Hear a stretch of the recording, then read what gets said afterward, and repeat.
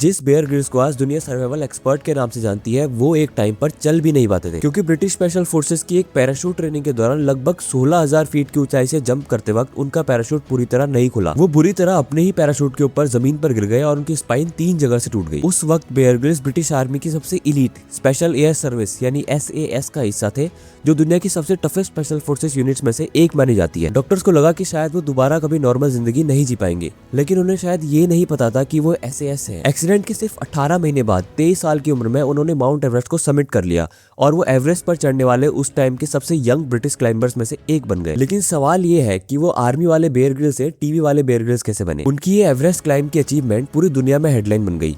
इसके बाद उन्होंने कई सर्वाइवल एक्सपेडिशंस किए, अपनी बुक लिखी और उनकी रियल सर्वाइवल स्किल्स कई टेलीविजन प्रोड्यूसर्स का ध्यान खींच लाई। और फिर 2006 में मैन वर्सेस वाइल्ड का पहला एपिसोड लॉन्च हुआ और बेयर ग्रिल्स दुनिया के सबसे फेमस सर्वाइवल एक्सपर्ट्स में से एक बन गए। और सोचो, अगर बेयर ग्रिल्स उस एक्सीडेंट के बाद हार मान लेते तो हमारे बचपन का मैन वर्सेस वाइल्ड कभी बनता ही नहीं।